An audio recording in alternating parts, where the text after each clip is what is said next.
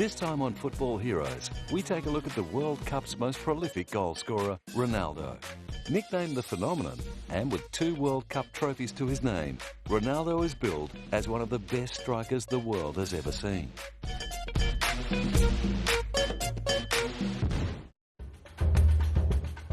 Ronaldo Luís Nazário de Lima, or simply Ronaldo, has wowed the world with his mesmerising ball control, clinical finishing skills and infectious smile for well over a decade.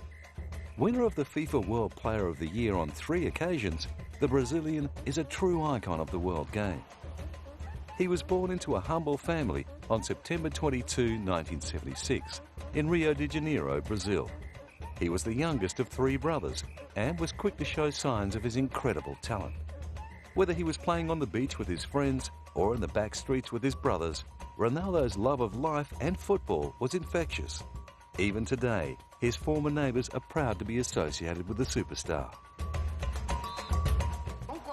We are all in agreement with calling it Ronaldo Nazário, and we are proud to live on Ronaldo Nazário Street. Ronaldo's football career began at Valkyrie, a local football team in the suburbs of Rio. In 1993, he was spotted and signed by Cruzeiro, one of the largest football clubs in Brazil.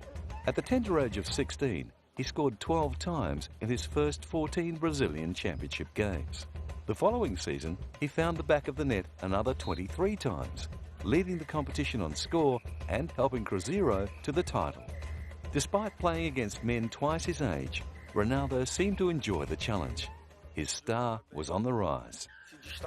He played well and stood out, but we never thought he would be the phenomenon, that he would be such a brilliant star. So impressive were his first 2 seasons at Cruzeiro that he caught the attention of Brazil's national selectors. And like Pelé before him, he was just 17 when he got the call to join Brazil's FIFA World Cup squad. Although he didn't score any match time, being part of a World Cup winning squad no doubt gave him an invaluable insight into what it takes to get to the top. On returning home from the 1994 World Cup, he was quickly signed by the Dutch club PSV Eindhoven. Ronaldo had an immediate impact, scoring 42 goals in 46 league appearances, claiming the title of Eredivisie top scorer and helping PSV win the Dutch Cup in 1995. However, in 1996, defenders all across the Netherlands heaved a sigh of relief when he was transferred to Spanish club FC Barcelona.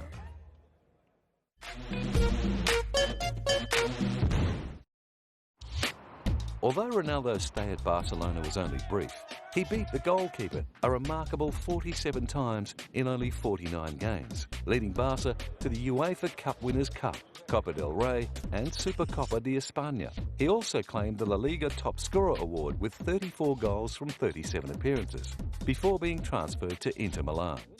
Ronaldo is free of any contractual obligation to FC Barcelona after having validly bought out his employment contract with the Spanish club.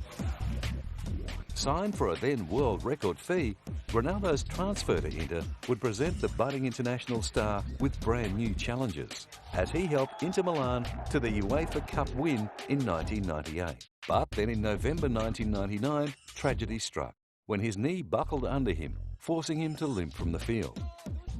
Returning too soon to the field in 2000, he injured his knee for a second time. After lengthy rehabilitation, Ronaldo finally made his return to football in early 2002. The phenomenon ended up playing just 16 games for Inter before being transferred back to Spain, but this time to Real Madrid. To put it mildly, the excitement surrounding Ronaldo was reaching fever pitch. Within the first day of signing for Real, his jersey sales broke all previous records. The knee injury is now a distant memory, and Ronaldo was back to his entertaining best. I want to thank Real Madrid President Florentino Perez for doing everything to bring me here. I also want to confirm that I had a very great desire to come to Real Madrid, and I have a great responsibility. And I hope to respond with goals and some beautiful play so that I can live up to everything that's expected of me. his first season back in Spain saw him score 30 goals. Ronaldo's signing came during the Galacticos phase of Real Madrid's history. His was the third of 4 major signings that took place over a 4-year period. Luís Figo, Zinedine Zidane and David Beckham were the other 3. Real failed to meet fans' expectations. After 3 consecutive untrophied seasons between 2004 and 2006, injuries and weight issues led to Ronaldo falling out of favour with manager Fabio Capello and was transferred to AC Milan in 2007. The transfer to AC Milan left many of his former Inter Milan fans with a bad taste in their mouth. With his hasty departure from Inter in August 2002 still fresh in their minds, Ronaldo asked for their respect. I expect the respect of the people who have been with me, and that now, obviously, will no longer be on my side. Respect, I believe, is the most important thing. My story with Inter Milan is a very beautiful one, but one that ended badly.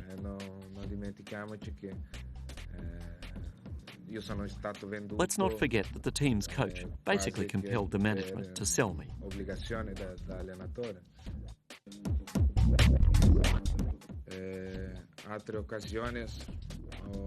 On other occasions, I have refused money, choosing the sporting challenge.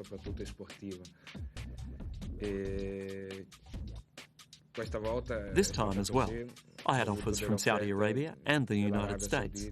I could also have stayed in Madrid.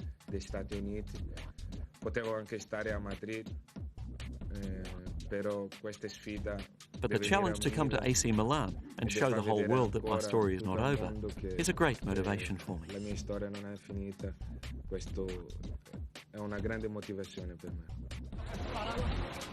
Unfortunately though, his footballing journey in Italy was on its last legs. Playing only 20 games for AC Milan and scoring just 9 times, he left the pitch after going down heavily during a 1-1 Serie A draw at home to Livorno. Scans revealed that the 3-time World Player of the Year had ruptured a ligament in his left knee and his career in Italy was over. Once again, Ronaldo was faced with the gruelling task of rehabilitation.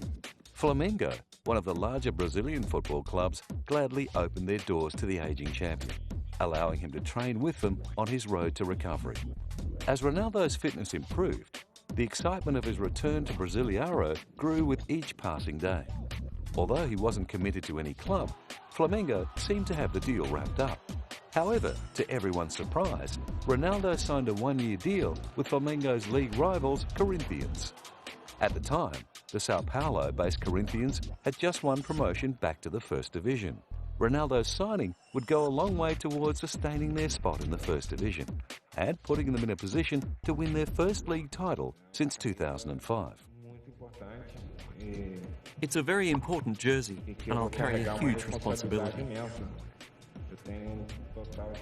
I'm sure that I'll be the most in demand during training, and I'm sure that I'll be the most demanded in games, and I will not run away from this responsibility. I will honour the Corinthians jersey from beginning to end. Flamengo fans clearly felt Ronaldo should have been honouring their jersey instead.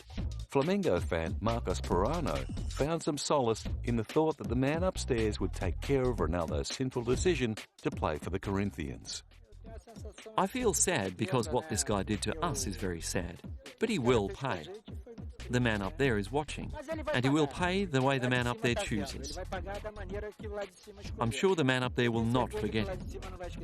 Now in the twilight stage of a long and brilliant career, it is doubtful he will ever get back to the form that saw him win 3 World Footballer of the Year awards. With a club career that spans more than 15 seasons, Ronaldo has earned his reputation as one of the best strikers to grace a football pitch. Topping the league scoring 4 times and winning the European Golden Boot in 1996-97, it is fair to say that it was not the defenders but injury that prevented him from kicking more goals.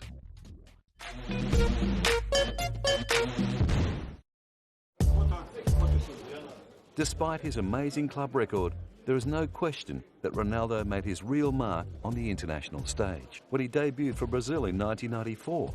In a friendly against Argentina. In his first World Cup in 1994, he was part of the victorious Brazilian squad. even though he didn't see any game time. He played in the bronze medal winning Brazil team at the 1996 Atlanta Olympic Games. The 1998 FIFA World Cup saw Ronaldo continue the great form that won him consecutive FIFA World Player of the Year awards in 1996 and 1997. Leading up to the final with host nation France, he had already scored 4 times. However, the night before the final, he suffered a convulsive fit that put him out of the team to battle France for the greatest prize in football. Miraculously, he ended up being added to the starting lineup just 72 minutes before the match. During the game, he looked out of sorts and was clearly still feeling the effects of his seizure. I think it was not fair to force Ronaldo to stay until the end of the match. I think that at that stage, Ronaldo was extremely affected psychologically. Following his seizure, it seemed that the football gods were no longer smiling upon the striker from Rio de Janeiro. With injury and scandals never too far away, the 2002 FIFA World Cup provided the perfect opportunity. As in the previous World Cup, Ronaldo led his national team through the group stages, scoring 4 times in the process. With the sour taste of defeat still in his mouth from the match against France, he scored twice more in the lead-up to the final, including the only goal in the semi-final against Turkey. With Germany the only remaining obstacle between Ronaldo and the World Cup trophy, Ronaldo scored twice in the final, leading Brazil to a 2-0 victory and claiming their 5th World Cup. With 8 goals to his name for the tournament, Ronaldo deservedly won the Golden Shoe. Despite his incredible performance, he was just beaten by German goalkeeper Oliver Kahn for the Golden Ball awarded to the most valuable player. The 2006 World Cup was Ronaldo's 4th. Despite the controversy over his dramatic weight gain, he continued to be selected in the starting lineup. On scoring his first goal for the tournament against Japan, he became the 20th player ever to score in 3 different World Cups. He scored twice more during the tournament, leaving him with the all-time World Cup final scoring record of 15. Brazil was knocked out of the 2006 World Cup in the quarter-finals by France, their worst result since 1990. As a result, new manager Dunga is committed to ending the star culture within the Brazilian national team. Although Ronaldo hasn't played a game for Brazil since, he may yet gain selection if his fitness improves. We are only going to see the Ronaldo of our dreams in 4 to 6 months, because his return to fitness will be much more difficult than the other players who took part in the pre-season. There is no doubt that Ronaldo would love to play in a 5th World Cup. However, he is facing an uphill climb to prove he is fit enough. Currently sitting on 69 goals from 97 appearances for his national team, Ronaldo is 15 goals away from becoming the all-time greatest goal scorer for Brazil. Not only does he hold the record for the most goals kicked in World Cup history, but he is also the 2nd player ever to score at least 3 goals in each of 3 World Cups. Despite being pipped at the post in 2002, he had already claimed the World Cup Golden Ball in France in 1998.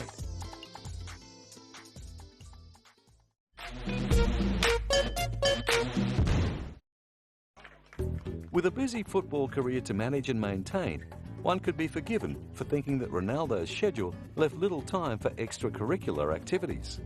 However, he seems to find time to focus on plenty of things outside of football. In April of 1999, he married his first wife, female Brazilian footballer Milene Domingues. Taking an unorthodox approach to romance, Ronaldo proposed to Milene after seeing her play football on television. The marriage lasted 4 years, during which their son Ronald was born in April 2000. His second marriage, this time to Brazilian model Daniela Ciccarelli, moved along a lot faster. In 2005 they got engaged, had a wedding costing approximately €700,000 and then separated, all in the space of 3 months. Riaca Oliveira was another of Ronaldo's high-profile romances. Riaca Oliveira, who is known all over the world for her modelling work with designers like Dior, Chanel and Victoria's Secret, dated Ronaldo up until December of 2006. In April 2008, there was one brief liaison that Ronaldo may wish to forget. The scandal that involved the striker and 3 transvestite call girls not only brought him bad press, it also put him in hot water with girlfriend Maria Beatrice Antony, who has since had his daughter. However, not all of Ronaldo's off-field antics revolve around scandals or romance. He also puts a lot of time into charities. During his career, he has been the Goodwill Ambassador for the United Nations Development Programme, where, alongside other greats of the game, he runs workshops for underprivileged children, as well as playing charity matches to raise money and other worthy causes like ending poverty. My involvement started a long time ago. In the year 2000, I was invited by the United Nations to be a Goodwill Ambassador. This involves a lot of projects and missions around the world, always trying to achieve peace and finding solutions and money to fight against poverty.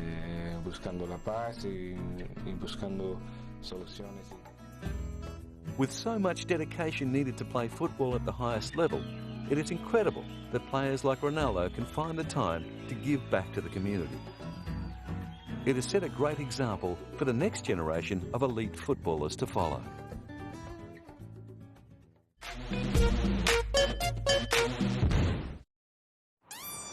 Over his career, Ronaldo has played in some of the greatest teams of the modern era, putting him in the privileged position of playing alongside some of the best players football has ever seen, who have no doubt helped shape him into the brilliant striker he's become.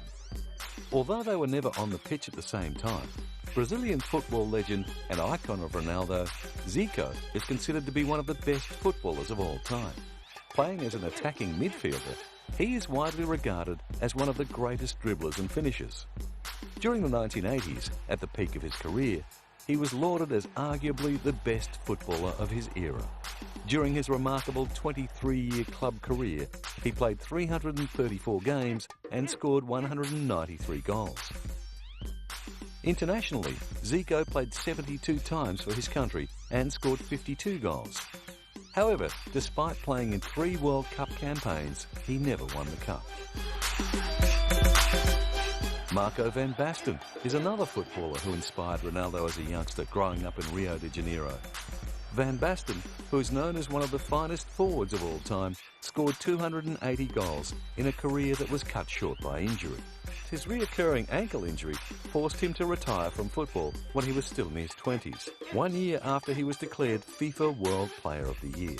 For his national side, the Netherlands, he played 58 times and scored 24 goals. Diego Maradona was another footballer that Ronaldo looked up to, perhaps the world's best ever. His most famous moment came when he captained Argentina to World Cup success in 1986.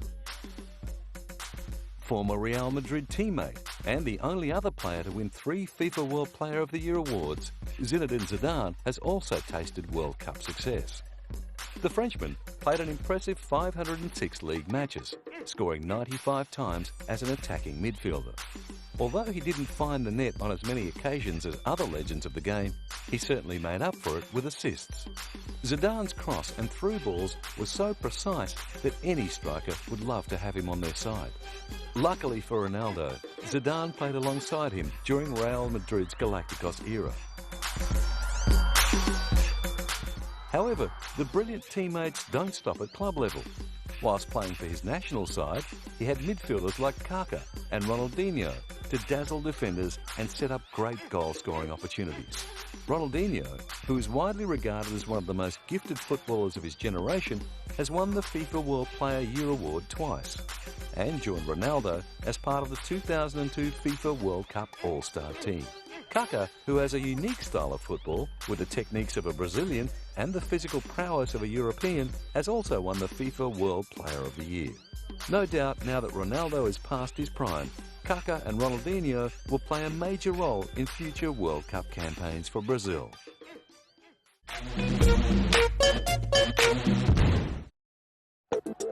Ronaldo's fun personality and infectious smile, not to mention his incredible football talent, made him one of football's first marketable superstars. With over 190 million football-mad people living in Brazil, any player who makes it to the national side is crowned an instant hero. And one as talented as Ronaldo, who wins his country a World Cup, becomes a football god. Like the legends before him, Ronaldo was awarded the honour of leaving his footprints at Maracana Stadium's Walk of Fame. In June 2004, his footprints join the likes of Brazilian football stars Pelé, Zico, Romario and Zagallo.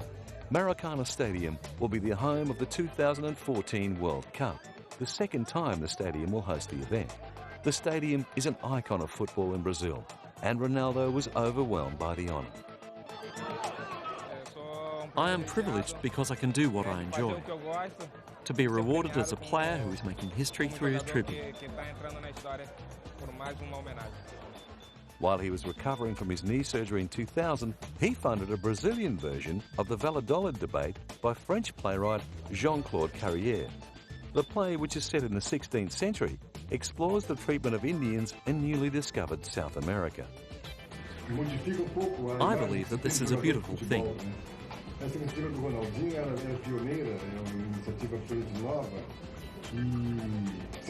I'm doing this from the heart, trying to motivate people to go to the theatre more.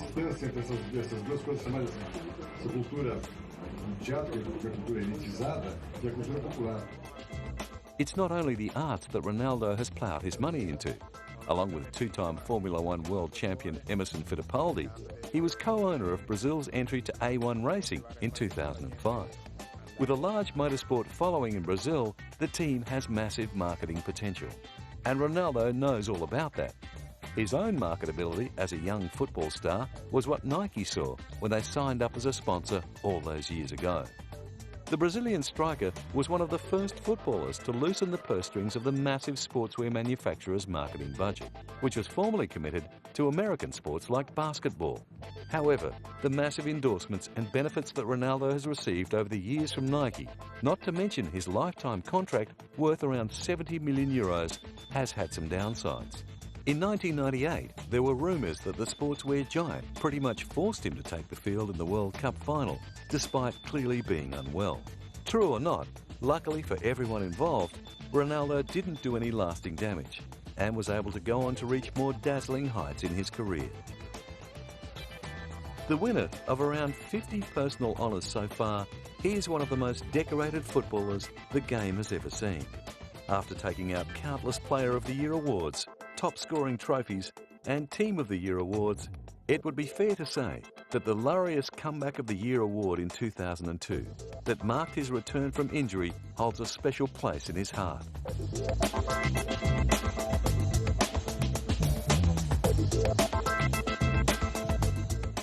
With a brilliant career drawing to a close, Ronaldo has achieved everything a footballer could wish for. He's won titles at every club he's played for. And that's just the tip of a trophy cabinet overflowing with hallowed treasures. The most notable of which would be his 3 FIFA World Player of the Year awards and his 2 Ballon d'Ors for the European Player of the Season. From the beaches of Rio de Janeiro to the multiple knee injuries, Ronaldo Luís Nazário's career has seen it all. The highs and the lows have all formed part of an incredible journey that has seen him win 2 World Cups before succumbing to injury and making a remarkable comeback in 2002. The question remains, can he make a 5th World Cup? Let's hope so.